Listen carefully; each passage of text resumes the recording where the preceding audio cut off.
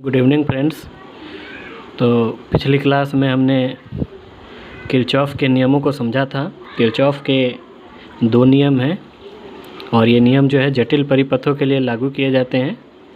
सरल परिपथों के लिए सामान्यतः ओम का नियम ही यूज किया जाता है, लेकिन जटिल परिपथों के लिए किरचॉफ के नियम यूज किए जाते हैं। तो इसके दो नियम मैंने पढ़ाए हैं। एक आपको मैंने बताया था संधि नियम और एक बताया था बंद पास का नियम।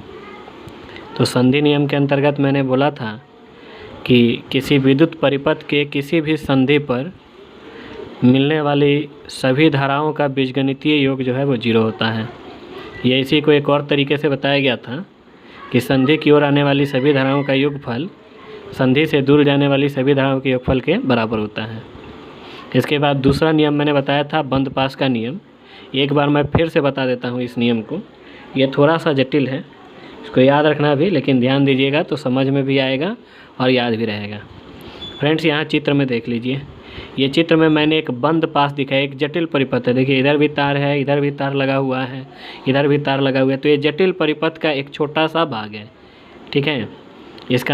इसको बंद पास कहेंगे। इसका नाम जो है ABCDEA है, ठीक है। इसका नाम जो है, इस बंद पास का नाम होगा ABCDEA। किसी भी डायरेक्शन में नाम दे सकते हैं, लेकिन ध्यान रखना है कि जहाँ से हम स्टार्ट करेंगे वहीं पर इसको ख़त्म भी करना है, ठीक है। तो फ्रेंड्स, आप देख सकते हैं कि इसमें इस परिपथ में 1 2 3 4 5 प्रतिरोध जुड़े हुए हैं और यहाँ 2 सेल जुड़े हुए हैं। सेल का ये अपना वोल्टता है, यानी वोल्टेज है उसका, विद्युत वाहक बल जिसको बोलते हैं।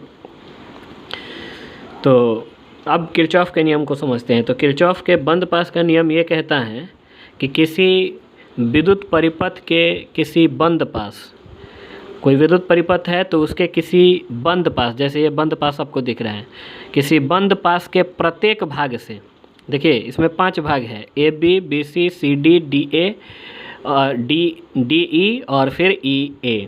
तो ये 5 भाग है। तो इसके हर एक भाग से जाने वाली धारा और इसके संगत प्रतिरोध के गुणनफल का योगफल, यानी कि इससे जाने वाली धारा I1 मान ले और प्रतिरोध R1 मान ले, तो इन दोनों का गुणनफल, इन दोनों का गुणनफल, इन दोनों का गुणनफल, ये दोनों का गुणनफल, फिर इन दोनों का गुणनफल जो है, और फिर इन दोनों का गुणनफल, इन गुणनफलों का योगफल जो होता है, इन गुणनफलों का योगफल जो होता है वो कितना होता है?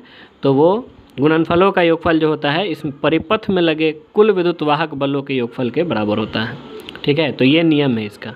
किसी विद्युत परिपथ के प्रत्येक भाग में, किसी विद्युत परिपथ के प्रत्येक भाग से गुजरने वाली धारा और उसके संगत प्रतिरोध के गुणनफल का योगफल जो है वो क्या होता है?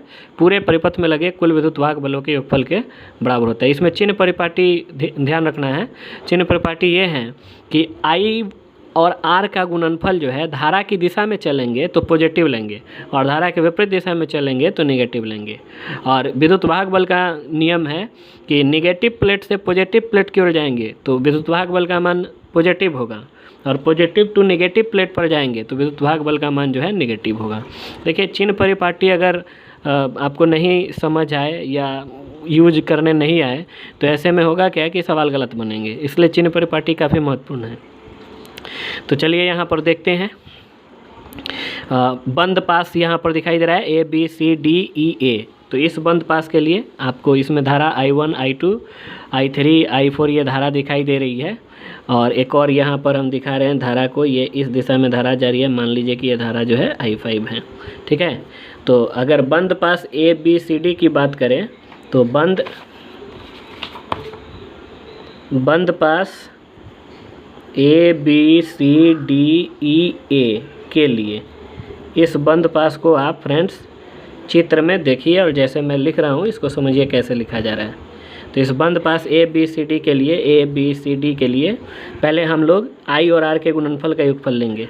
तो देखिए I1 R1, चूँकि धारा की दिशा में है, धारा की दिशा में है AB, तो I1 R1 का मान जो है पॉजिटिव होगा, तो ये होगा I1 R1।